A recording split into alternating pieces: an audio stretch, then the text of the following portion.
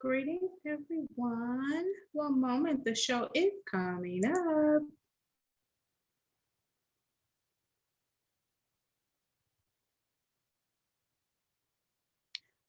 Almost ready.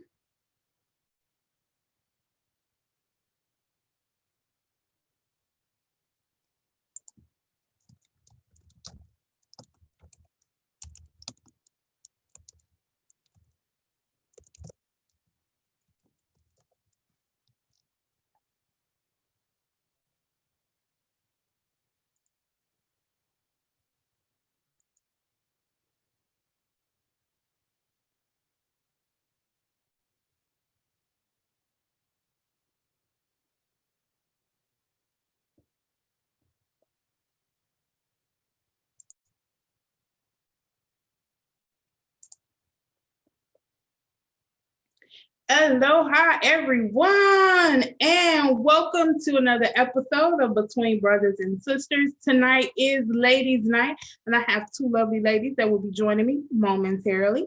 Tonight is the final or the finale of the Black Woman series, but don't you fret. Between Brothers and Sisters will be sure to make some other appearances later on this year as well as next year. So, if you're ready, I'm going to go ahead and bring the ladies in. And let's get ready to unpack some things with your girl, your host with the most, your favorite chick to chit chat with, Miss Mo. Let's go ahead and bring the ladies in. One moment.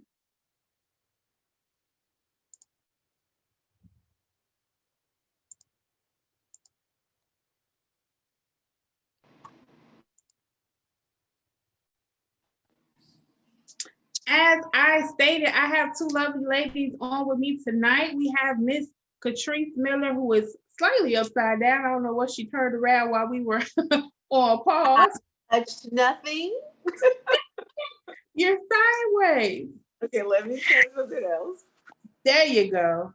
I don't know what it is, but it didn't like us for some reason. She was fine earlier. And we also have Mrs. Chasley Woodley on with us tonight, ladies. Yeah. If I had some what do you call those things? Sound effects. We have a lot of applause going on. So we're just gonna hope that you guys are out there joining with us. And I don't know why it's not pulled up here. I can't see you guys on chat. There we go. And so be sure to chat with us. Oh, I gotta turn it down. Be sure to chat with us in the chat. And I'll be sure to add your comments. Tonight is part 4, the finale of the Black Woman series.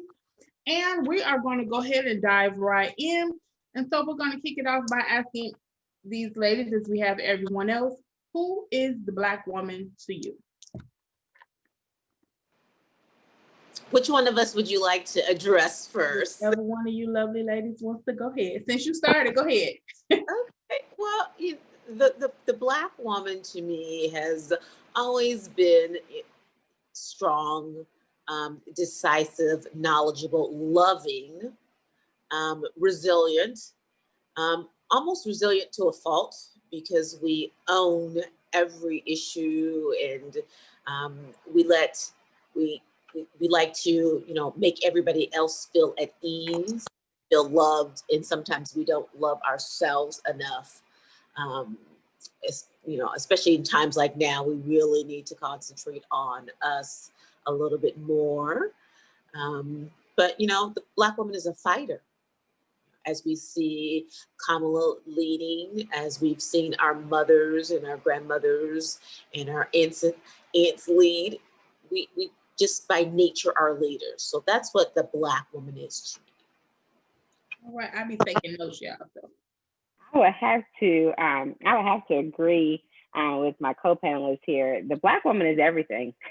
I happen to be in my guest room right now, and I specifically have pictures on the wall in this room of my grandmother, my mother, as well as my nieces, because when anyone comes to our house, I want them to feel like they're a part of it. And so the wall that you all can't see has even more pictures of the Black woman in my life. And just hearing what you said, I totally agree with you. The Black woman is all that and more.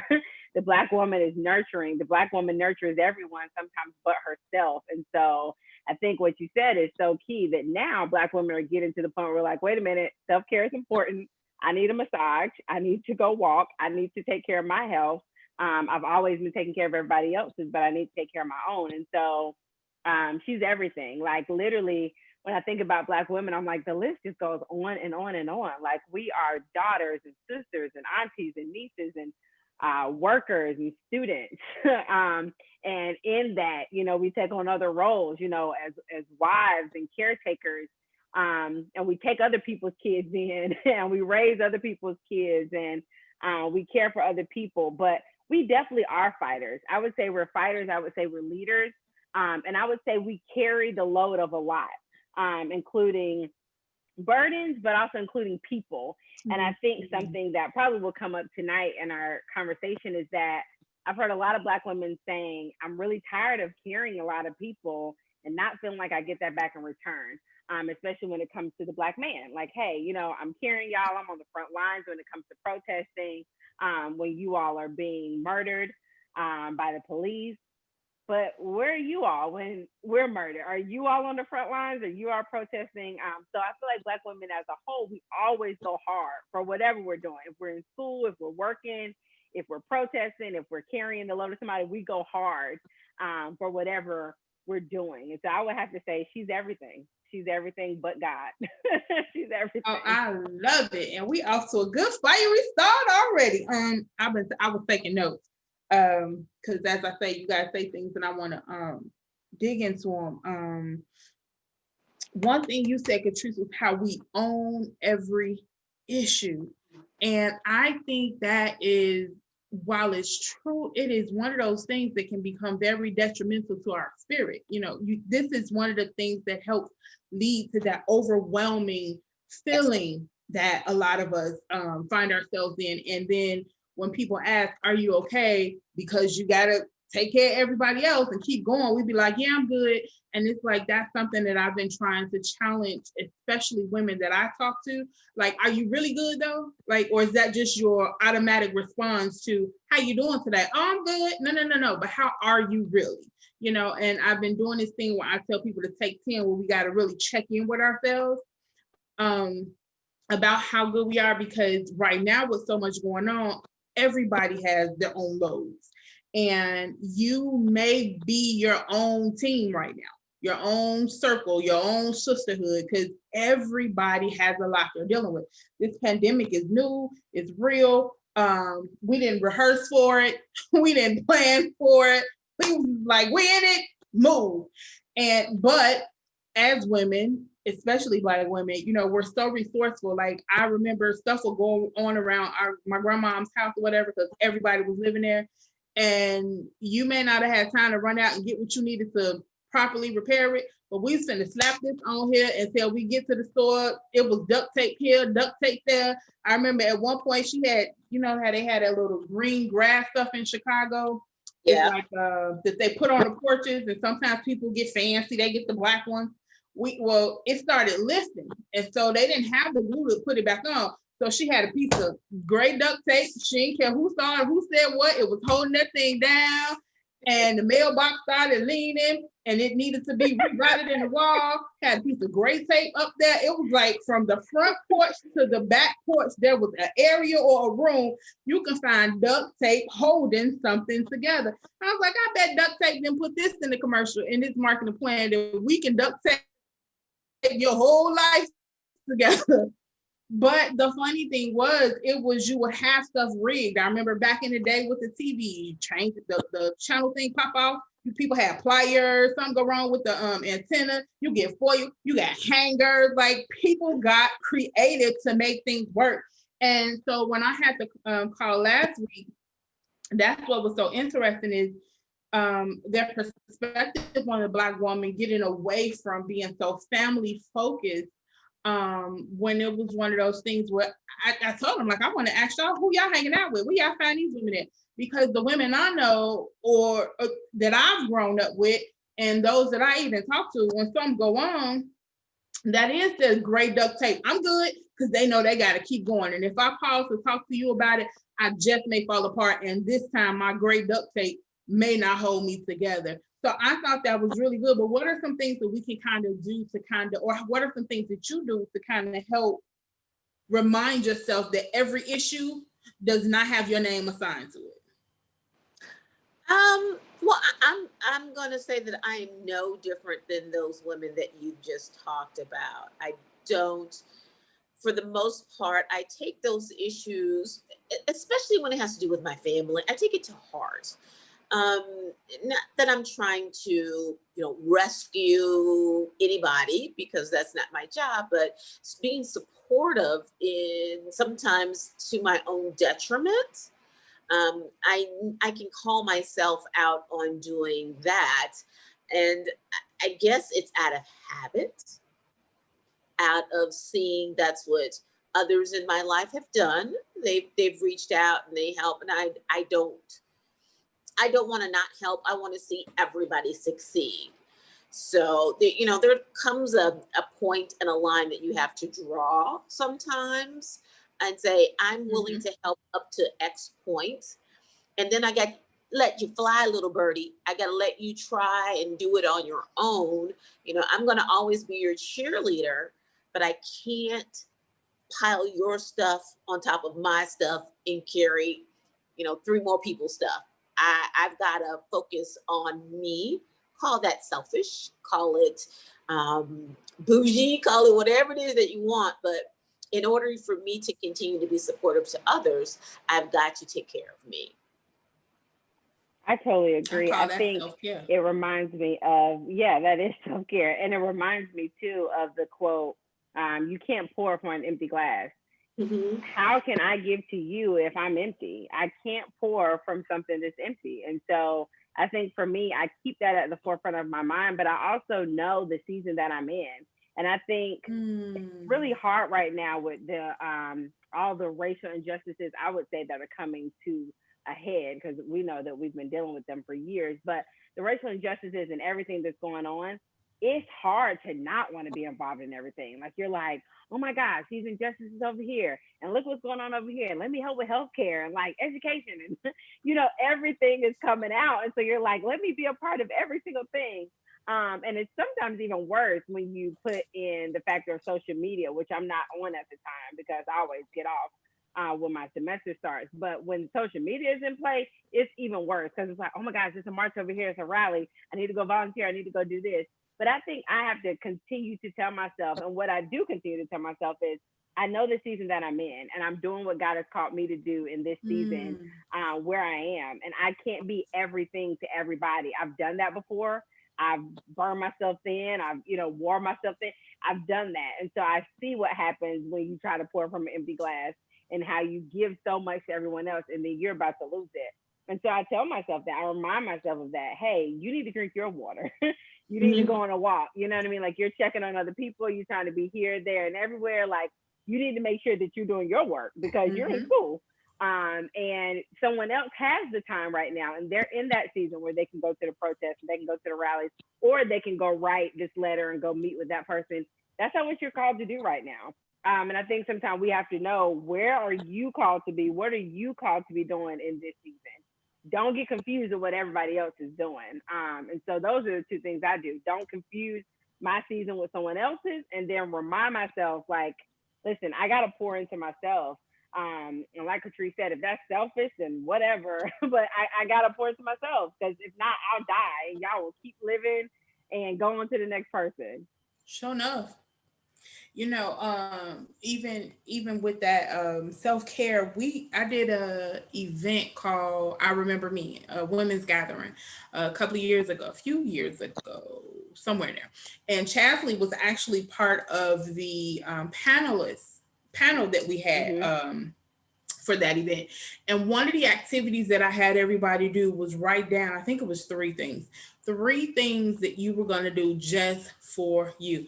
I was so excited how eager the ladies were to pop up and share. But one of the interesting things was, even when I talked about doing something for you, we had people talking about, oh, I'm gonna go home and work on my business plan, or I'm gonna go and I'm gonna finally finish this. And it was so interesting to see that we're so used to taking care of things and others, and it's so hard to even think about what you would do just for you. it was challenging for them to come up with these three things. And then one of them, I even challenged her on what she shared. And I was like, but now take that off and what's something you're going to do just for you. And she really had to dig in to think about that. And I don't know how we help each other get to that place of considering ourselves and not thinking it to be selfish to set boundaries is what you were describing, Catrice. Like it's mandatory. I think Sarah Jakes Roberts did a session and she said, when I set some boundaries, my edges started to grow. You know, it's amazing how busy we get, and you know, we just don't take care of ourselves. So that's one thing. Then the other thing you guys talked about was loving ourselves enough, which we still did, natural leaders. And one thing that I thought about, Chasley, with what you were describing when you were saying how we're nieces, we're aunts, we're sisters, we're daughters, there are roles that as women we're born into, but then there are also those roles that we take on in addition to that, as becoming a mother, as becoming a wife. And I think those are two roles that I won't say all women, but a lot of women choose to be in. And then the interesting thing is you find people on both sides. You have married women talking about stay single, girl, or you have single women, I can't wait to be married. And it's finding that balance of being not just okay, but being well in whatever role we're in until we move into the other one and making preparation for that. So as a married woman, Chasley, so what are some of the things that were a challenge in adding on those roles for you, like adjustments you had to make? Because what we want to kind of talk about tonight is the behind the scenes. People see us as the loving, supporting, and doting wife, or even Catrice, your aunt. You don't have children yet, but you're an aunt, and so you know you serve in that capacity, and you're a supportive aunt. I see you at the games, the track meets, all that stuff. So it's like, what are some of the differences or challenges that were going from just the roles you were born into the roles that also were added to as a result of, you know, just living?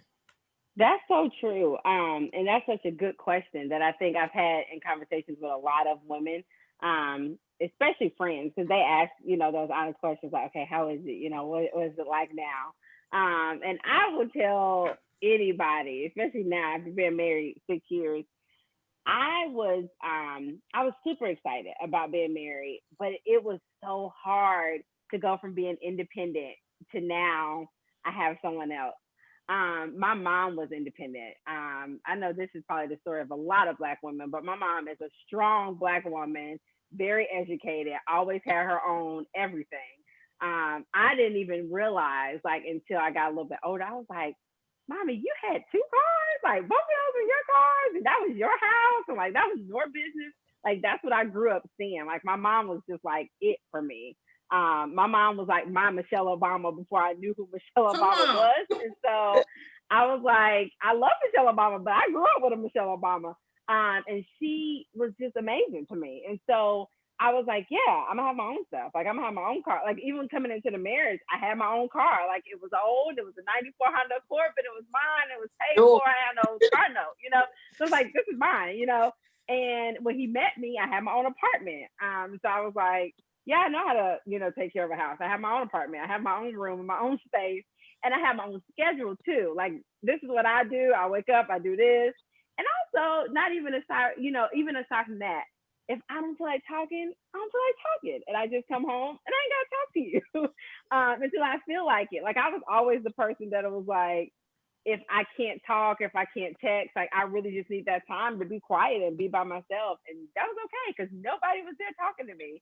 And that was super hard for me because in addition to the schedule being different, because it was like, oh, when I get off, you want to know where I'm at. And you want to know what I'm doing. And I gotta come home to you. Like I can't just like go walking around Walmart or Target because I just feel like it. Like I gotta tell you kind of where I'm gonna be, and you gotta tell me where you're gonna be. It's like you do. I don't really care. Okay, I guess I can. Yeah, I want to know. That was all adjustment in my head because it was just like, oh yeah, there's another person that I'm kind of responsible for, and you know, like I need to account for. And that was all different. And then it was all different when it came to my quiet time. Something that women say, and it sounds fluffy, but it's true. I had my quiet time in the morning, and I would lay out before God, and I would cry before God and worship and do whatever I wanted to do. Literally, my time was my time. Now I'm like, yeah, like I'm worshiping, I'm praying God, but there's also a husband who wants me to worship in his way. And I'm like, I don't really want to. Like, I kind of want to stay over here, but he's who he is. He's a man. And he's like, after you finish with God, come talk to me too. And it's like, I don't really want to talk to you. I want to talk to you and God. And so, yeah, that was different, for a while. Like, it was like, you're here and I gotta recognize that. And then you have needs that I have never met before for a person. So it's like, and on a constant basis, like, you want this regularly? It's like, oh, like I gotta kind of picture that in. And it's funny because Deion Sanders, when he was married to Pilar, I don't know if y'all remember that, when they had that whole TV show and stuff, he was like, y'all, like, we really got to schedule it because we're so busy, And so they were sitting down talking, and I'm cracking up in this episode because at the time I was single. I was like, that is crazy. That doesn't make any sense. Like, they were like, okay, 6 o'clock. No, I got a meeting at 6 o'clock. 7 o'clock. No, the kids will be up. Okay, well, we can go in a different room. And I was like, who does that? And now I'm looking at my calendar like, I can't do 8 o'clock. I got to read for class. So maybe 9 or 10, but not too long because I got to go to sleep. Like I'm planning things that I never had to plan. And so I always tell women, the biggest transition, especially if you're independent, especially if you're doing your own thing and you're not sitting around waiting, for someone, is the schedule difference, is the priorities, it's very true that as a single woman, your priority can be your time with the Lord and your relationship with the Lord. As a woman who's married and now has a child, you have to balance both because both people need you. Your husband has different needs. Your son has different needs. My son is 3, and so he has different needs. And those are two of the biggest things. But then also that submission piece. Like for me, I realized I'm not one of the ones that's like, I'm not submitting to you. I realize that submission is quiet strength because I oftentimes know the answer way before he knows the question. I know that. But I also know that there's so much strength in me not being like, yeah, I already know the answer. But one of the hardest things to do is not to lead and not to take over because I think being independent and being on my own for so long, I was like, I don't want anyone to disappoint me. The best way for someone not to disappoint me is for me not to depend on them. So if they tell me they're going to take me a certain place and they're going to do something for me, I hear them, but I'm already make plans to do it myself or to get it done a different way. And I constantly did that to my husband. Some days I still do it and I have to check myself like, no, that's not right. Because I'll be like, did you do this? He's like, oh, I was going to do it. I'm like, it's fine. I did it. But something that Sarita Jakes said, and I love her. She's such a woman of wisdom. She said, it's okay. I have grace for you. And she said that to Bishop, like in front of everybody. I was like, oh my gosh, she's so awesome. And she said, and he's like, no, I know you got me. I know you got me. She was like, no, really, I have grace for you. And I prayed about that. And the Lord showed me, he said, the way that I have grace specifically for you and the things that I know you're going to drop and you're not going to do right. And you have to have that specific grace for your husband. You know, your husband does 10,000 million things during the day. And even though his heart may be, I'm going to call, I'm going to make that doctor's appointment. I'm going to make that doctor's appointment. He's not going to do it. He's going to forget. And you have a to-do list where that's still on your to-do list and you thinking about it. And so just kind of having to shift my mind to, you know what, I have grace for him. And realizing my life is not what it was when I was single. I like that. I love that quiet strength. Miss Miller? Yes. Well, I mean, I'm coming from a different perspective. I'm not married. It has never been my aspiration. Really? And that's the response I typically get. I'm glad to hear that. Those words. I'm so glad to hear that. It's like I've disappointed others because I knew that wasn't my path, but you have to own things in your life. And because I know that's not my path, that question doesn't bother me anymore. When I was young, it bothered me. I'm like, who are they to tell me? And I don't know what I'm talking about. And now I have to take a step back and say, in my life, that was never a goal, not to have a husband, not to not have someone in my life, a mate, a partner, someone to lean on. That's always there. That's always been a need. But to have a husband has not been my need. And I think because I chose not to have children, had I chose to have children, that would absolutely have been on the top of my list. I would absolutely not have children without a husband. I think it is a formative, is a value to have a man help you and you help him raise your children. That does not mean that single parenthood is not something that cannot be done. I want to make that perfectly clear before you put this on the internet and you have 9 million people talking about that girl who said there was something wrong with being a single parent. I'm talking about for me. You're already on the internet. My opinion that I would not want to have children without having a foundation, a husband. A man is important to children. You need a man in your life when you have children. That is my opinion. Whether that's your husband, your uncle, your brother twice removed, whatever it is, I think it's important to have a man in the family. But like I said, that just wasn't my path. That's not something that I ever aspired to. So I chose not to walk that. Being independent doesn't mean you don't need that person there. It just means that you can do things without another person. Doesn't mean you don't need them. So I think, as a independent woman, I kind of try to balance that line with, it's good to know that you can do stuff by yourself and you do stuff by yourself, but you shouldn't exclude people because you're just so independent. Wow. So now you say that was never your goal, but is it something you're open to? No, for me, it's not. It Not doesn't. something you want at all. It doesn't. No, not at all. I don't feel like I'm missing something because I'm not married. But I've never been married, so maybe I am. I don't know. I see the good aspects of marriage. My brother and my sister-in-law have been married for 20 years ish. And so I see the work, I see the commitment, I see the love, I see the fights. I see that all. My aunts and uncles have been married for 30 years plus. So it's not that I don't know or haven't been around people that have solid marriages. I won't say good marriages because you have to define what good is. Today could be good, tomorrow you could not like each other. But I've seen that support. I've seen the struggle. I've seen the happiness. I've seen, all of that stuff. So it's not like I don't think it's possible. It's just, it doesn't fit in the realm of what I wanted to do with my life. Well, she, me, her. We're hoping I'm on the list for marriage. So Well, I'll have those years are rocking up there, Good old Cindy Trim, she's in her 50s and she got married recently. So, I'm still hopeful that, I'll continue make a way. to you. Yes, God, she is still in line. It's interesting. One of the things you said in that about, because in the beginning you also talked about owning your path and things like that. And so I think that's really, really dope because you do have some who are just like, yeah, or no, or then you have some who are like, oh, I'm absolutely getting married. You have some that's thirsting to get married. You have some that's like, I'm not getting married.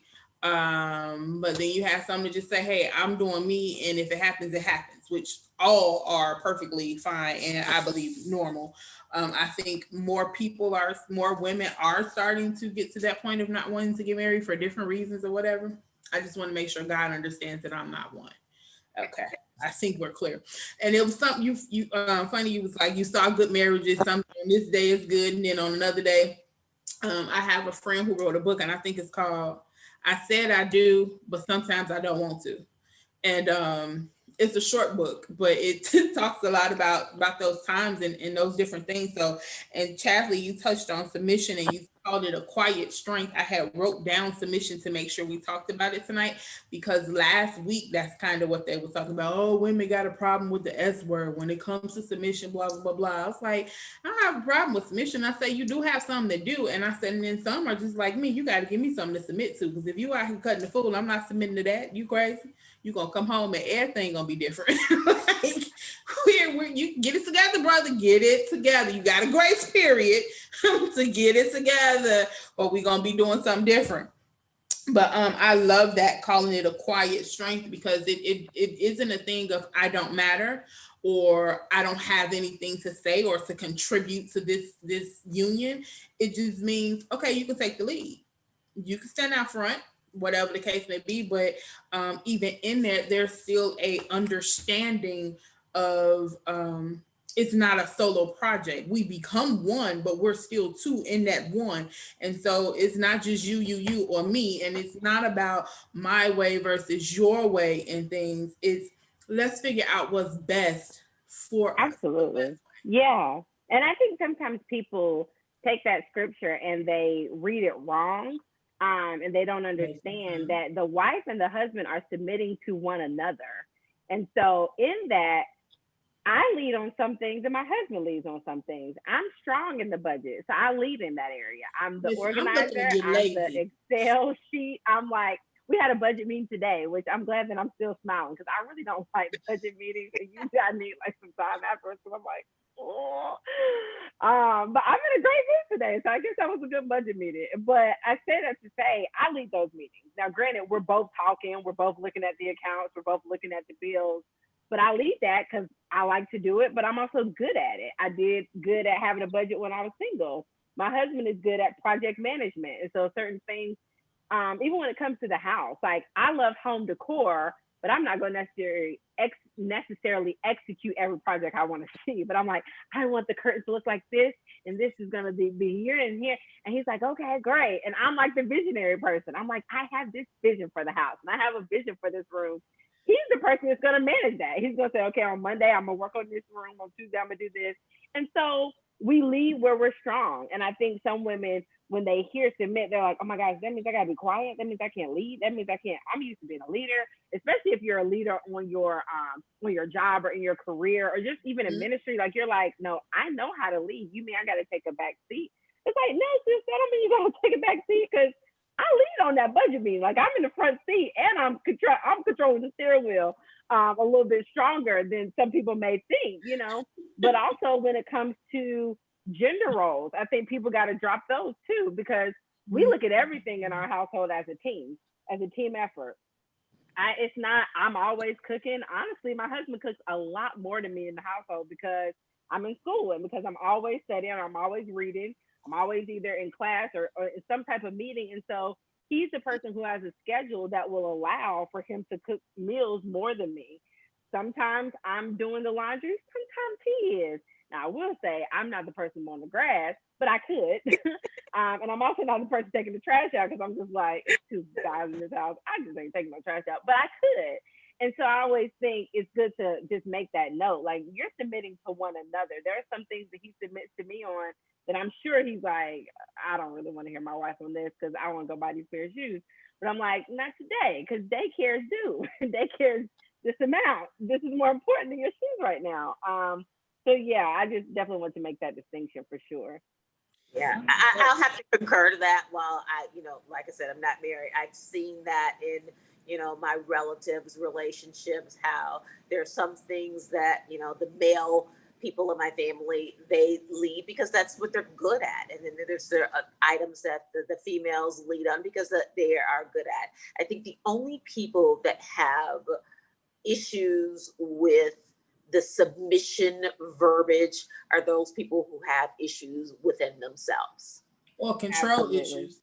If that one word can rule how you feel about a situation, then you got to do some really deep thinking on your own before you get into a marriage, any type of committed relationship. You've got to work as a partnership, and you've got to lean on the strong when you're strong.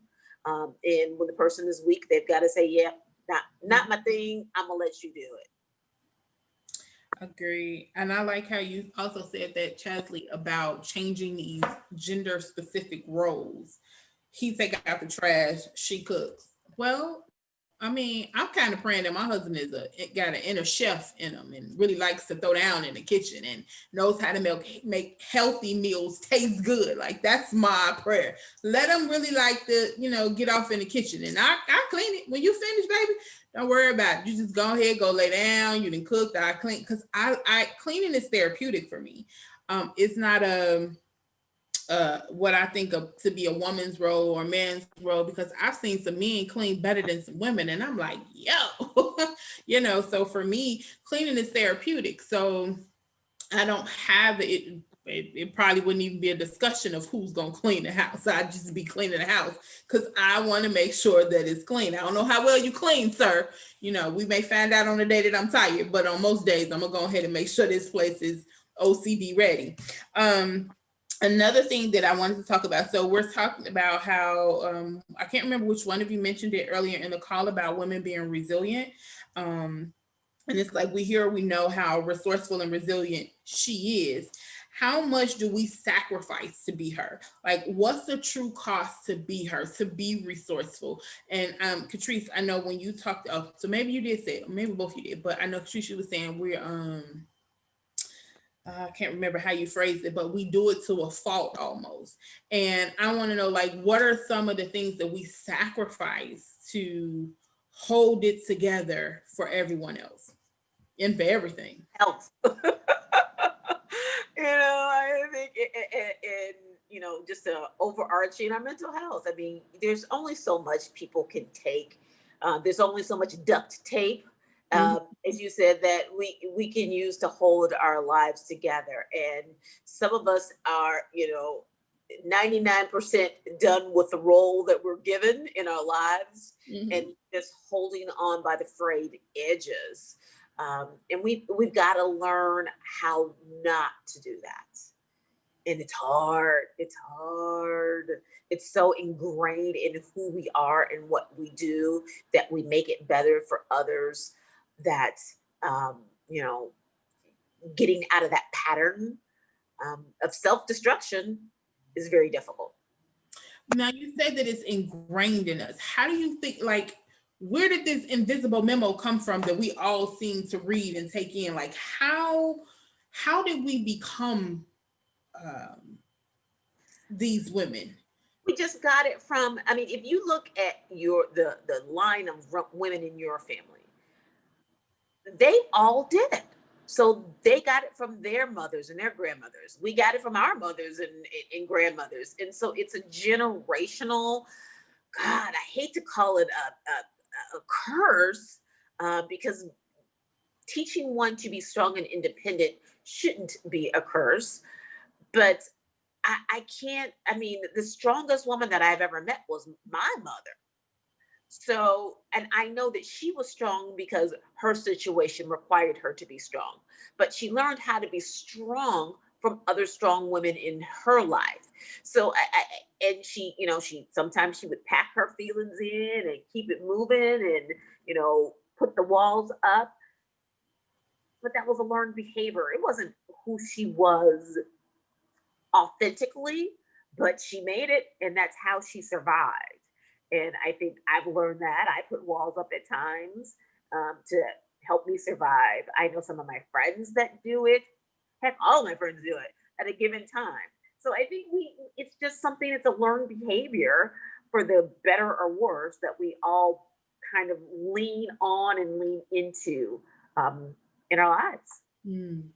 I agree. I think we become what we see. It's hard because sometimes you're like, I don't want to necessarily be that, but you can't help it. If you see it, like Catrice just said, her mom was strong. Her mom is strong. So she's strong because she's like, well, this is what I saw.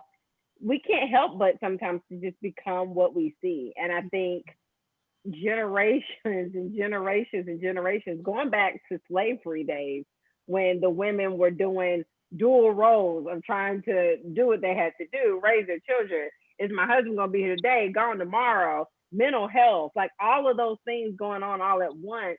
I think when you think about what the Black woman dealt with even then and having to be strong, even though our innate nature, and this is something that I don't know who recently said it. Oh gosh, I don't know. So if they're watching me, I'm sorry if you said it. I give you your credit. I just don't remember if you said it. But some woman said, I think Black women are tired of being called strong because it's affecting us in really detrimental ways on the healthcare side. In the fact that when women are in labor and Black women are saying, I'm in pain, doctors are not believing them and they're dying. And it's like, why do I have to die for you to realize that I meant what I said? I really was in pain. Labor is a very painful experience.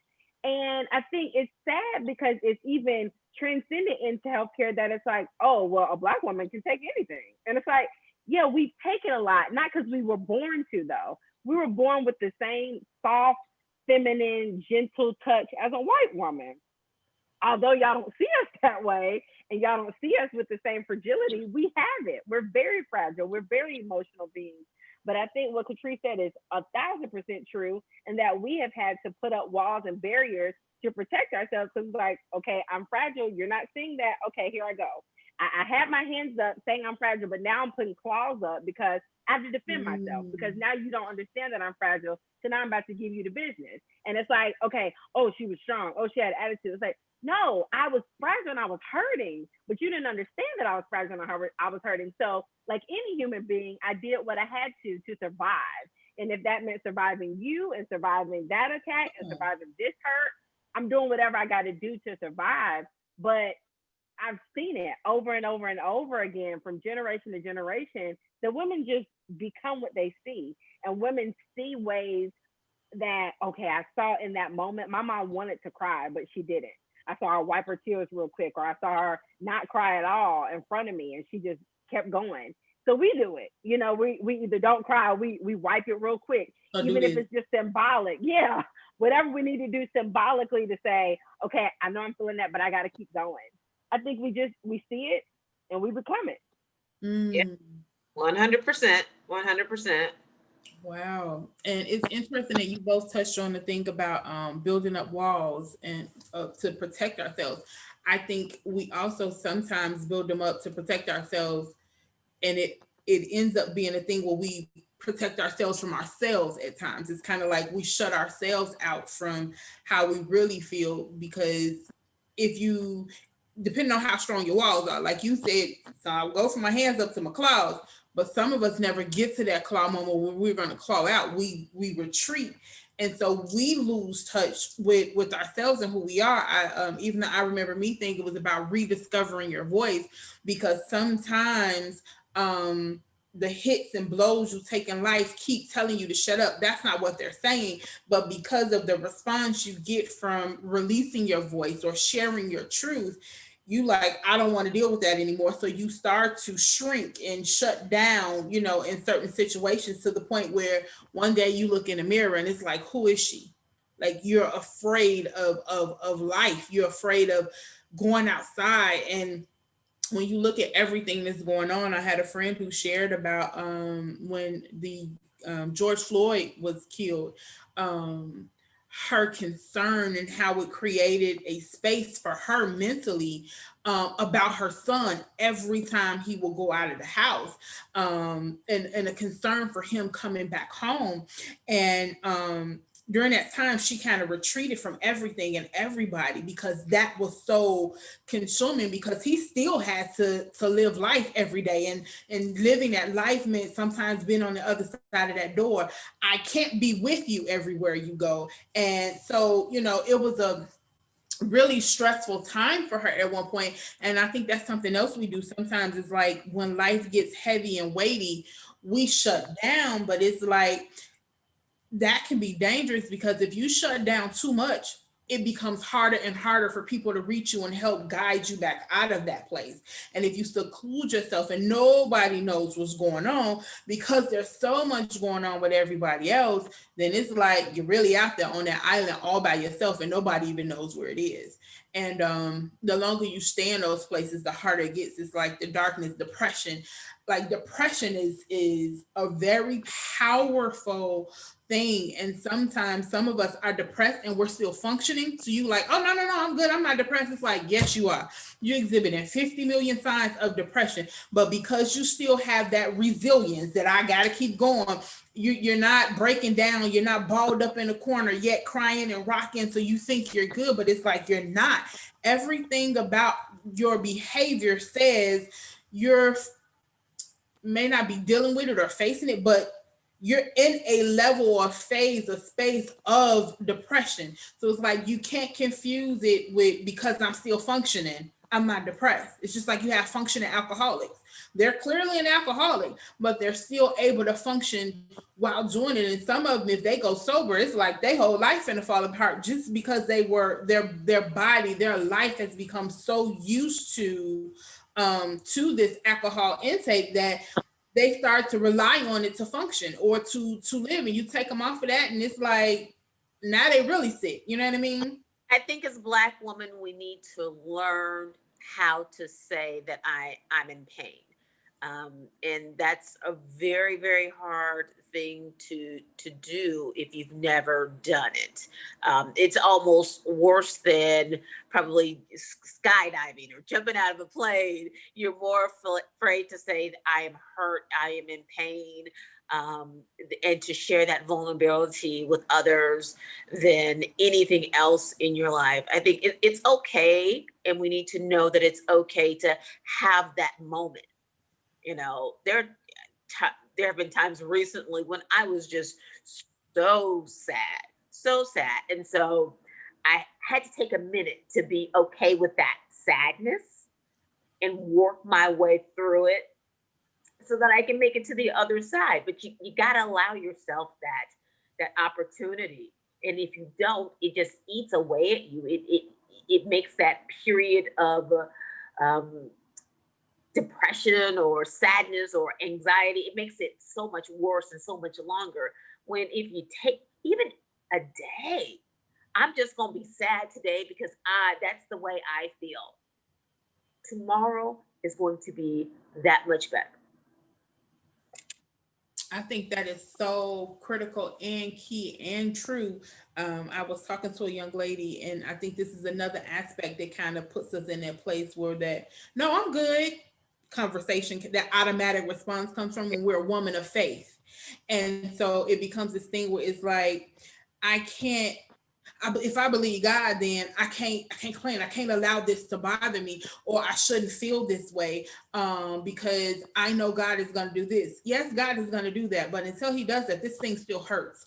And one of the things that I do, another segment that I do is called "In My Feelings." And when I started it, one of the things that I talked about was understanding that your feelings matter. They're an indicator that you've been impacted in some way, whether it was a good feeling or a bad feeling. Something hit me and I felt it, and this is what it made me feel like. And you have to give yourself permission to own that feeling, unpack that feeling, and see what it's actually teaching you about that encounter, teaching you about that experience, teaching you about that impact. Something about that thing registers somewhere in you, and you need to understand it because it's identifying, it's teaching you what you like and don't like, what's good for you, what's bad for you. It's the thing that'll help protect you from being in long-term toxic situations and relationships. Your feelings are very, very, very important. And just because I'm a woman of faith, it doesn't mean that my feelings don't get hurt. It doesn't mean that I encounter situations that weren't good and I'm not going to smile and be okay in all of them. Like some of them, it's like, listen, wait a minute. I need a whole minute. I can't even respond to you. I need to step back because for me, my thing was my sister used to say, you can go from zero to you can go from this to being, you know, not so pretty word, and 0 to 2 seconds. Like you, boom, you're fully there. But that was also from a place of protection. You got tired of being hurt. You got tired of people talking to you any kind of way or disrespecting you. So that became your defense. When I became grown, it was like, oh, I don't have to take this. And I'm going to tell you exactly how I feel about it. But my way of communicating it wasn't effective. Yes, it's how I felt, but it wasn't effective. It didn't make me feel better. It didn't better the situation. So here I am, 44, going on 45, and I'm still working in some situations where even if my response is, you know what, I'm gonna let you go. You need a minute. And I don't want to say something in response to this that we may not be able to come back from. And so sometimes that stepping away, it took a lot for me to step away, because what I really wanted to do was read you about from the first day I met you till today. But it's like, what is that going to really do? And so it's learning that. But I also want to make sure the women understand that the faith doesn't erase painful situations. It doesn't exempt you from pain. It doesn't mean that you're always every second of the day going to feel good. It's not always rainbows and sunshine, eating slow churn butter pecan ice cream, tacos with extra cheese. It is not always good. And, and being okay with that. And I was talking to somebody and she was talking about how she was feeling from something. And she was like, oh, but let me not complain because people are worse off. I was like, no, we're not gonna hide behind that either. You don't feel good. Own that. Now, if weeks go past and you still soaking in this situation, and that's different. But you have to give yourself permission to feel what you're feeling. And it's like, why is it that we feel like we always have to be on? Always. I think I'm sorry. Oh, go ahead, Katrina.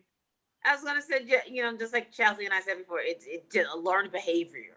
You mimic that, and for the good or the bad, that's how we've grown up. Mm-hmm. And it's just easy to go back to that. Having to unlearn it is a whole different ball game. That's so true. And I think it reminds me of what is the name of the movie? With Sanaa Lathan. It was on Netflix where she cut all of her hair off. Yes. When you think about that relationship with her mom, when she was like, you're perfect, you're good. No, you don't say that. You don't say you're sad. You don't say, whatever. She wanted her to kind of become perfect Patty or be perfect Patty, even since she was a child. I wasn't raised that way, but I know a lot of women were. Mm-hmm. And I've heard women's stories where it was like, oh, no, like, let me not complain because, like, everything's good. I have to be good. Even from their appearance to the reason they went to school, the reason they majored in something that they did, the reason they had the job they had, all of it was because, like, I have to be perfect. I have a perfect life. I'm blessed. I'm blessed and highly favored. Every time someone asks you how you're doing, you don't have to say blessed and highly favored. Like, we know that you're blessed. We know that God has favored you, but I'm asking, how are you doing as a human? Because you're a human being and you're not a spirit. So you have feelings. I need to know how you feel. And yeah, I think I totally agree that it's learned behavior, but unfortunately, I think some of it was implanted in people. Like, you can't say that, or like, don't complain. It's like, I'm not complaining. I'm just saying I got a headache. It's like, don't stop complaining. Like, there are people who have illnesses, whatever. It's like, I know, and I'm sorry those people have illnesses, but I just got a headache. I'm just saying I need ibuprofen, where it's like, there's a toxic environment, that they've been raised around, where it's like, I can't say anything negative. I have to paint this picture. I have to paint that everything is okay when it's not. And it's actually unhealthy to not say when you're not okay, because then you lose it. Then one day I ask you a simple question and you blow up on me because you're really upset because of the 20 years that you had to be perfect Patty, and you've had to paint that picture. That little perfect Patty, boy, I swear. She'd be a little busy beaver. It's funny that you mentioned like how you weren't raised like that. I wasn't either. But the thing that I realized when you said that was, I don't remember my grandmother or my aunts complaining. Like, if something was going on in the world, you may hear their opinion about it, but I didn't grow up around complaining women. They were always handling something. They were taking care of the kids. They was fussing at us. I felt like I got fussed at from everybody. Like, you would think I was a bad kid, and I wasn't. But like they cooked, they handled things, that everybody went to work, they all had different careers and so on and so forth. But I don't remember sitting and overhearing, even when they would talk to the neighbors or their friends or what, probably because we didn't spend a lot of time around them and their friends either. Because y'all go downstairs or y'all go in this room, but even you can still hear them talk. But I don't remember hearing them be, these complaining women. Like they just handled life. And I think for me, my mother, oh my God, I don't care what situation it was, my mother was finna figure it out. She was gonna stretch whatever you stretch. You know, when our food and her money was low, she would make us breakfast for dinner. I didn't know that those were the days we were struggling. I thought it was a treat that we got breakfast for dinner, pancakes, extra sausage, or some, bacon or some bologna. Like I was excited. Oh, we having breakfast for dinner, not realizing that mom was short on money. This was all we had to eat. So I grew up watching her, and even now, one of the things that I hear people say, Mo, you'll get up and you'll move, and she don't have attachments to anything. Like you'll just go. And it's like, but I still am working some things out in my head. I'm trying to figure it out. And I'm like, okay, I'm moving because I know this is what I'm supposed to be doing. But if this plan don't go through, then I can do B, C, D, E, or F. Like I got a bunch of stuff lined up. I'm figuring it out. Even if God don't move how I want God to move, then I'm just gonna do me, and I'm gonna do one of these things. I've always, because my mother would figure stuff out, stuff she didn't know how to do, is like, well, let me look at it long enough and I'm gonna figure something out. And so as a result, I realized that that's me. I remember somebody hit my cousin's van and her door wouldn't close. And so my mama was gonna make this door close. And I see things a little different. And so I'm sitting back and I'm looking and I'm like, Mom, the door's too low. So I said, get the jack out. Let's jack the door up so that it's elevated and lined up with the base, and then close it. It worked. We don't know nothing about that. Like, we're not mechanics. We don't know nothing about building cars, but it's like, we need to go. We need this door closed in order to go. Once we get it closed, don't you open it no more until you get it fixed. But we finna get this door closed. And I watch how in my life I do that. What do we need? A jack? What do we need? That duct tape? Like, I am going to figure it out, but it's scary. And it's sometimes I'd be like, man, can I get a partner? Can we figure life out together? Can we build some things together? Can we share the load of decisions for what's ahead? And it's like, so then, like we was talking about when we was talking about marriage, it's like you hear some is like, I wish, I wasn't ready for this. And it's like, but I'll be ready. I'm like, listen, I'm sick of bearing the weight of all of the decisions, because it's like rise or fall is all on me. And it's like, all I have is what I know. But even in that, it's that thing of getting back to that place of trusting God, leaning on him, leaning not to my own understanding, but I'm so used to doing that. And I think that's why I've been in this cycle of, certain situations of figuring my life out still. Because I've stopped asking him, and I'm working my B, C, D, E, and F. Because God didn't give me my plan A. And it's getting back to that point and bringing him back in. This is good. It's getting me together. So let me get to this next question was, what is the true weight of the Black woman? What does it take to be what they perceive as her? That is such a heavy You go first. question. Oh gosh, that's heavy. Oh, I was thinking Catrice would go first. I think sacrifice. I think that's one word that I would say. To be her, the Black woman that people envision in their mind or even that they know, I think it takes sacrifice. Anything worth having is going to take sacrifice. And so I think whether it be you excelling at your job, whether it be you excelling at school, excelling in ministry, doing something you're really passionate about, whether it be running, jogging, knitting, crocheting, whatever you do for you and that you really go all in for, it's going to take some type of sacrifice. And so I think I think when I think about the Black woman, I think about to be her and to become her, you got to be willing to sacrifice to be the best you. And sometimes that doesn't just mean I got to sacrifice because I'm on the grind, I'm doing what I'm doing right now, but it also could mean I have to sacrifice because I can't say everything I know I can say and I want to say, but I got to sacrifice that because of the greater good. And I say that because I just think about so many Black women that I see in leadership positions and that I see lead with great strength and great resilience. But I also see that piece of sacrifice. I'm like, she could have went in right there, but she sacrificed that for the greater good and understanding the bigger picture and the purpose of why she was in that room was not for her to say A, B, C, and all the way to Z, but it was to say A and B and struck it and then and end it there. And so I'm just thinking about different glimpses of so many strong Black women that I know, and then strong Black women that I don't know, but that are in the limelight, and how much I feel like I've seen sacrifice for them to be who they are. That's good. That's good. Yeah, I would agree with that.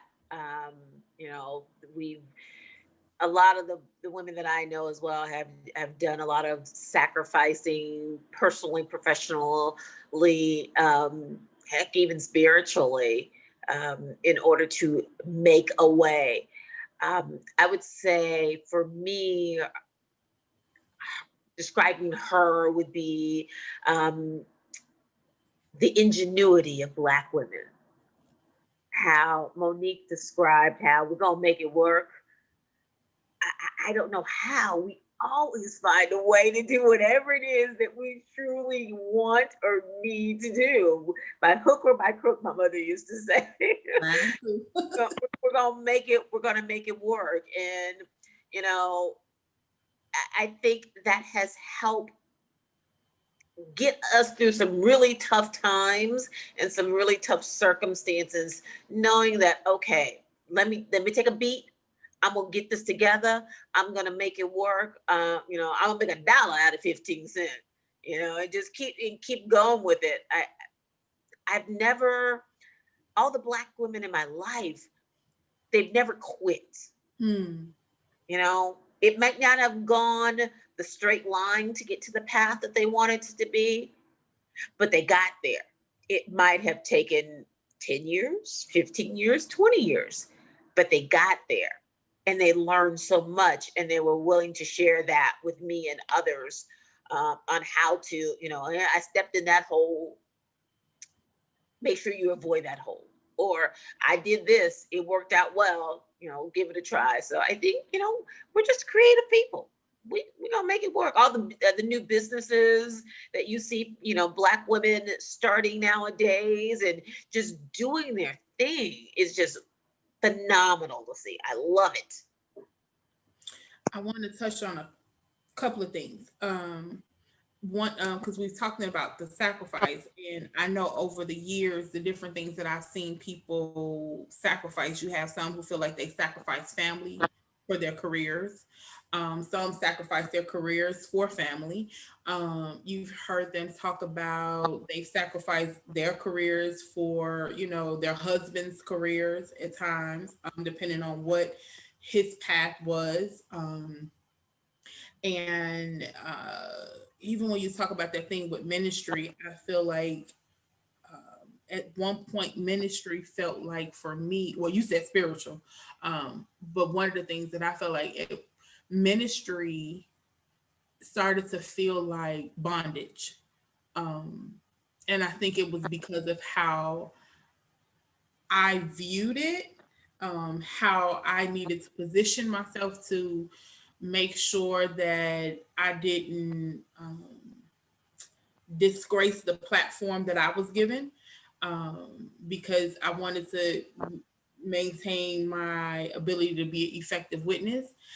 So sometimes I feel like I sacrificed some things that I wanted to do that weren't necessarily something that I thought was bad or that I felt like God would have a problem with, but it might affect my ability to be a witness in a certain situation. So it started to feel that way for me.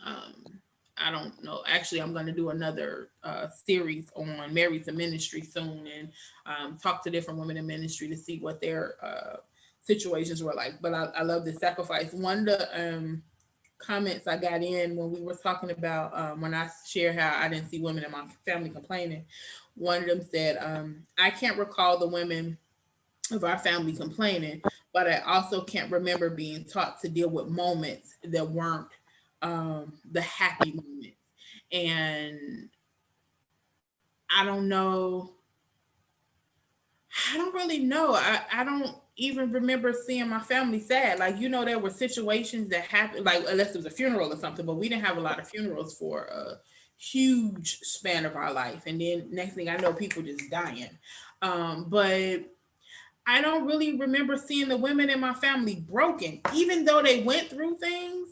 I think as I got older and was able to discern better, I kind of knew, but I don't think they were faking it till they made it or whatever. But it was, I don't, maybe I was just clueless as a kid because I was outside playing, so I didn't see or pick up on a lot of stuff. And most of my bad habits probably came from, TV and being out and seeing things and experiencing things. But wow, that just really made me realize, like, I don't remember my family being very emotional. Like, you know what I mean?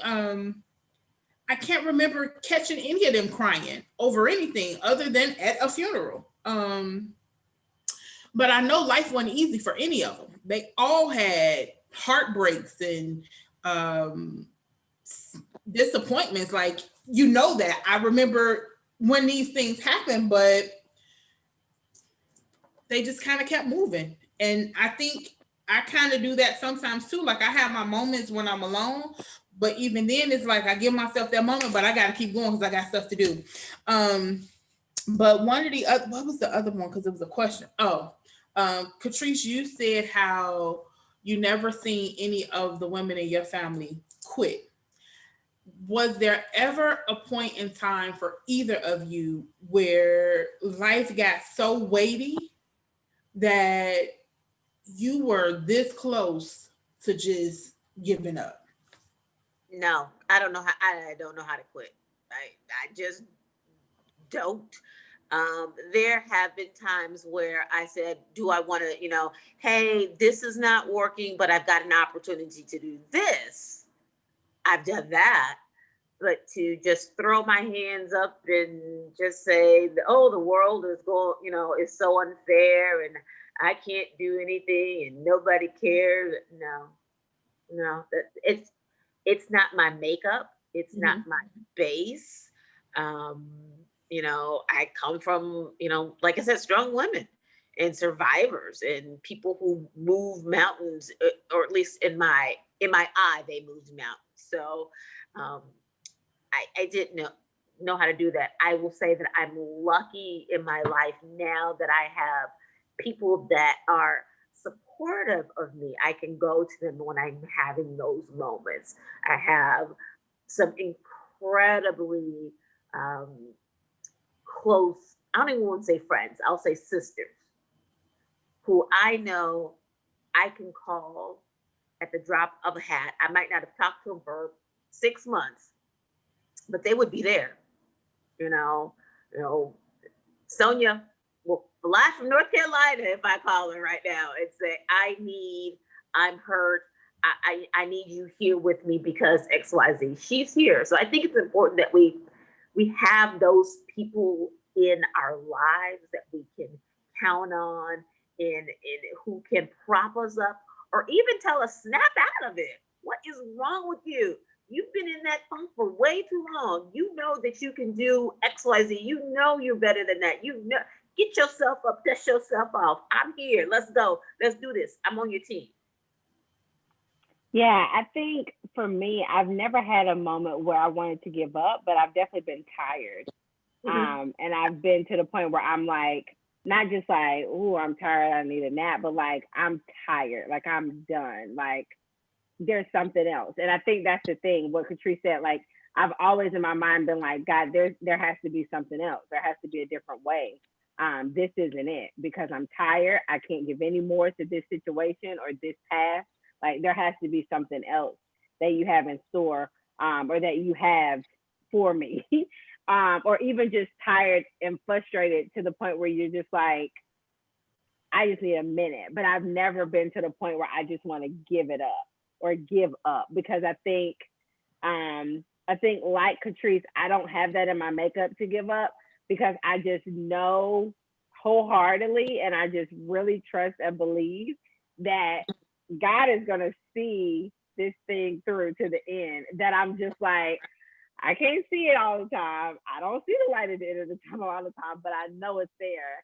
And I don't know what the future holds, but I know who holds the future. And so that's kind of where I lie in terms of my confidence. Even when I'm tired, I'm like, all right, I'm tired. Like, I'm really tired, like to the point where I could just like throw in the towel. Now, throwing in the towel, though, to me is never giving up. It's just saying I'm throwing in the towel, and either you're going to have to throw it back or give me some strength to keep going, because I'm done right now. I'm just sitting here and I'm done. I'm not doing anything else. I'm not thinking. I'm not doing anything. And so I think I've definitely had a lot of those moments. But I think too, what Catrice said is so, so, so important, that women need villages. Women are used to being the heart of the village, usually. Like when you don't have no clothes, when you need some food, you go to, usually there's a Black woman who has those resources. If it's Big Mama, if it's an auntie, if it's like you said, Monique, like your grandma always had stuff. She was resourceful. I think we can all think of at least one woman that we know in our family that growing up, she always had stuff. Like I just remember my grandma always had stuff. Like my mother-in-law, just thinking about her, like her house is like that house. It just has stuff. Where I was like, I could just go grocery shopping in your house. Why do you have so much stuff?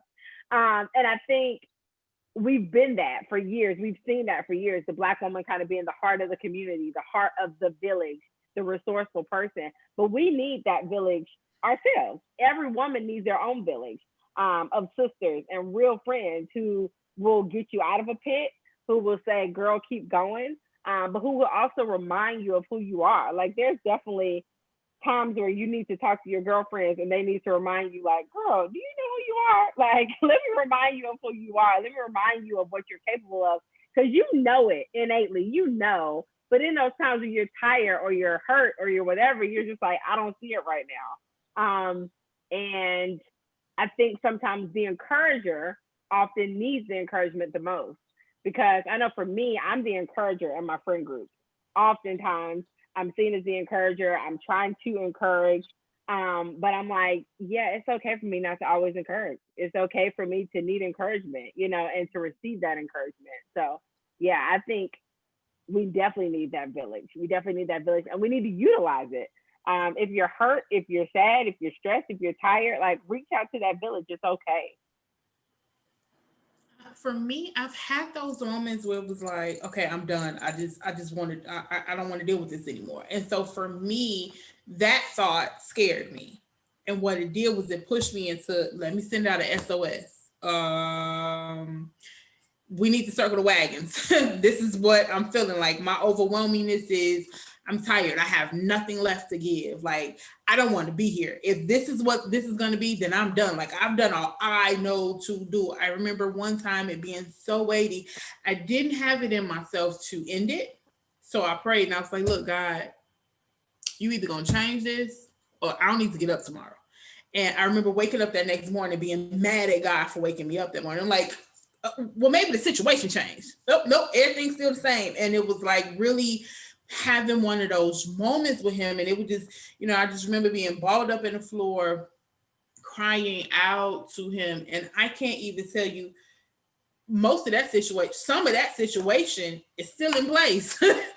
But, other parts of it have changed and time has moved on. And, I became grateful for him, not honoring my request that night, but really just being at this point where it's like, I'm tired and there's no one around who strong enough to even pull me back from this edge.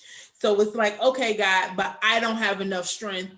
or the true desire to jump off. So I can't do it. Like, I don't have the guts to do that, but can you do it? Like, just pull me out the game. I'm tired. I don't want to fight no more. Like seriously being just that overwhelmed. But it was this thing of, I had to learn, because I was the verbal go-to for people. You know what I'm saying? So it was like, and when you tell me what's going on with you, it begins to weigh on me as if it was mine. And I'm also that one that I walk in a room, and if it's an emotional room, I'm picking up all of that. And before I know it, I'm feeling like 50 million different ways. And I'm like, why do I even feel like this? My life is good. What's wrong? Why do I feel this way? And so someone was telling me like, oh, you're an empath. And so understanding what that means and how I have to now position myself, to protect myself when I go into different places, because you're experiencing so much. Because literally when I tell you I will go, I'm good, I'm kiki, ha ha ha, outside, walk in, and it's like my whole everything just changed. And it's like, where did this even come from? So it's understanding ourselves. And when you talk about that village and sisterhood, I think that is so key and critical. And I watched how I was seeing a lot of people at one point posting on social media, support,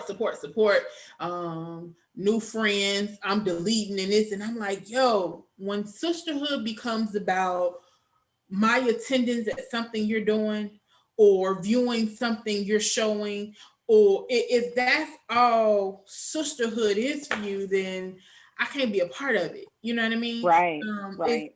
I need that. I miss my prayer partner, my spiritual big sister. She passed some years ago, and it was like she was all encompassed. I'm gonna let you vent when I feel like you just need to vent. Sometimes when you're done, I'm gonna tell you about yourself, and I'm not gonna sugarcoat it. Then there were times where she knew you just need encouragement, and like, or you just need a hug, or you know what, let's just go out to eat. It was like she was able, God graced her to be like the big sister I felt like he forgot to give me. And when she passed, not having that in one person again became a problem, because I was now expecting everybody to show up like her. But that wasn't the case. So now I have pieces of her in places, and I had to learn to accept those, embrace that, and learn how to utilize those things. So when I start to hear all of this, new friends, because they not supporting me, and it's like, yo, them, that's not all a friend is for. And support is more than just, because I may not be able to be there. Like right now, I'm in a different state. So most of the people that I'm connected to are back in Chicago. Now I do have some here, but even though they're here, we don't kick it like that. We don't see each other. I've been here since December, and I've seen one of my friends once because she came and got me from the airport. And then she came over another day too because I need to do something. I don't know. Anyway, but I haven't been hanging out with anybody, so it's like friends, sisterhood. Like it's more than just me showing up where you are, because sometimes I wasn't there, but I prayed, and so a lot of the stuff that could have happened probably didn't happen because you had a bunch of folks praying over whatever it was you were doing, even though they weren't present. So it's like it's so many different ways. And then when you look at stuff with social media, like you unfollowing folks and blocking folks, and it's like, oh, you found out y'all and fell out over social media based upon your friend status. And it's like, how did we get here?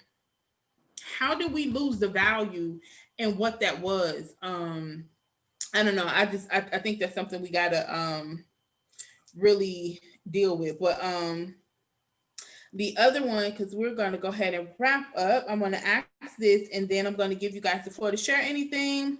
Oh wait, I got two good ones. Okay, we're gonna do these two questions real fast. Do you feel like we are always fighting? Like not each other, just in life at times, just to breathe, survive. Do you feel like as the Black woman, we're always fighting for something? I think we're always at the center of a good cause. I think that's what I can say about Black women. When I hear "Are we always fighting?" my initial is no, we're not fighting, but in the sense that, we're bickering amongst one another, that we don't have the connection. I think we're championing in causes. I think we're lifting up our partners. I think we are encouraging our children. I think if that's what fighting is, then yes. But we are happy women. And I think, I'm going to go out and make sure that I can dispel as much of the ABM or in the AW as I possibly can, because I'm not angry. Exactly. I'm very happy. I'm happy in my life. I think I live a fabulous life and I love it. But, am I resolute? Absolutely. There are things that I will do and there are things that I won't do. And you have to do that. So fighting champions. I like that better. We'll go with that one. Absolutely not. And it really irritates me when people have the ABM or ABW mindset. Like, Black women are always angry, they're always fighting, they always, just always on guard. I think Black women, like you said, Catrice, I think Black women are always championing something, whether it be a cause or be their own selves. I think right now Black women are winning in a lot of different ways, and I'm super excited to see all of it. Like, I'm rooting for everybody Black, like you're right. But I'm really, really rooting for every Black woman, because I'm like, you're in the yoga, go girl, do your yoga business. You know what I mean? Like the girl who has honey pot, who got the natural tampons stuff. I'm like, yes, do it. Yes. Like, we can do it all. And I'm so happy to see us doing it all and literally being like, there's no limits to what I can do or who I can be and what I can become. Like, yeah, I can be a VP. Yeah, I can be a vice president of the United States. Absolutely, I can, and I will. Let me watch me do it. You know what I mean? And so I think Black women are always leading, always championing things. But even when it comes to their families, I think women are like, I want my children to be the best they can be. I want my nieces and nephews to be the best they can be. I want my spouse to be the best. I want to be the best person I can be. So maybe fighting to be the best you can be, but I don't think we're always fighting, just in general, fighting to live. When we wake up, we like, what's going on today? Now, the world can make you feel that way if you're not careful. I think the world can make you feel like, all right, there go a police officer, all right, there go a white person, what you got to say? But I think I think Black women have done a good job, excellent job of living and breathing and being happy and thriving in spite of everything that could make us fight. Now, we can if we need to, but we're not fighting. Yeah. Yeah. Okay, last question. What does it look like if we actually take a time out? I think if we take a time out, people are eating at Burger King, Pizza Hut, and every other fast food place. I'm just joking. I think sometimes if we take a time out, though, people do notice our value a lot more, because they're like, oh man, I was just living and doing stuff and didn't realize how much you contributed to my life. And I say that because I remember one day when my mom, I don't know if y'all remember, as you can see, I love movies and shows. So I don't know if y'all remember, it was the episode of Family Matters where Harriet was like, y'all taking advantage of me. I'm taking a time out. And she didn't cook, she didn't clean, she didn't do nothing. And they were just all looking like real bad. Like, they were like, Mom, like, who's gonna iron our clothes? And how we gonna eat? And they were trying to figure out how they were gonna function. And they didn't realize how much she did seamlessly, where she was just doing stuff. And they just didn't realize their world was moving so smooth because she was just a smooth butter honey mama. That's just how she rolled. And so I think when we take a time out, people see our value and they see how seamless things run. And it's like, I didn't realize that. I didn't even have to think about that because you just do it. And I think when we take a time out, it makes us better.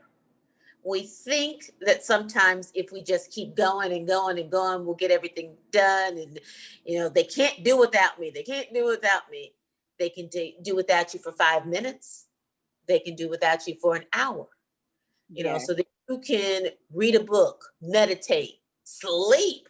God forbid you sleep, or just do nothing. Sit and be in silent and peace with God, So if you take a moment, you have more for yourself and you have a little bit more to give to others. All right. Well, ladies, this has been another great conversation. I want to use you guys the floor. If there's anything that you want to dispel about the Black woman, or anything you want to share with the Black woman, a message to your sisters or anything like that. I just want to say that we while we are strong, we're also vulnerable. So just make sure that when you're taking care of the beautiful Black women in your life, you understand that. We require tenderness and love. We will always have you. We love you, Black men. And we want to continue to take care of you, and we need you to take care of us as well. Good one. I love that. I would have to second that message. And then I just want to tell Black women again, I am rooting for you. I love you. I don't ever want the myth to become a reality where Black women are bickering or tearing each other down. I don't think that's true at all, but I definitely want to dispel it as loudly as I can tonight. Like, I think I can speak for every woman on this call tonight. We love you. We encourage you. We are rooting for you. Like, go do it. Whatever it is that you are passionate about and you feel like God is giving you the ability and the strength and the grace to do it. You have thousands of women cheering you on. Don't worry about the quote unquote naysayers or whatever may be in your head. You can do it. Black men, we have been rooting for you. We have been at the front line for you, and we will continue to be at the front lines, cheering Black men on. I think there's nothing more beautiful than a Black man. Amen. So I think, we are, like I said at the beginning, I feel like we're a little bit of everything. Like, we can give you nurture, we can give you strength, we can give you vulnerability, we can give you a little bit of everything. But in the core of it all is love. We are loving human beings. We are loving creatures. We love hard. We love our families. We love people. We love seeing people thrive. I think that's just who we are. That's just how we're made. And so I just want to spread that love. We love people. We love y'all. We're rooting for y'all. I love it, love it, love it, love it. All right. Well, if you ladies have nothing else, I want to thank you so much for joining me. I think this is a totally dope conversation and a great way to wrap up this series of the Black woman.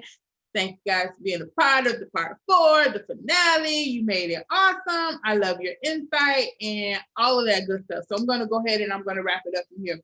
All right. Thank you, everyone, for joining us for another episode of Between Brothers and Sisters. I am your girl, your host with the most, your favorite chick to chit chat with, Ms. Mo.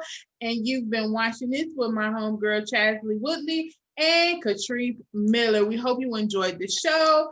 Share it with others. Come back next time. I will be back next month. We have a different focus. We have interviews lined up for all month as well. 3 different topics or 3 different individuals I'll be interviewing for the first 3 Fridays. And the last Friday in September, we will be dealing with insecurity. So we're going to have some ladies come on and share their bouts with insecurity and how they overcame it. And we still have room to add some people to that panel. So if you're interested in joining us, please hit me up on my inbox. Drop a comment in the video section, in the chat section, and I'll reach out to you from there. Thanks again for watching us. Until next Friday, same time, same channel.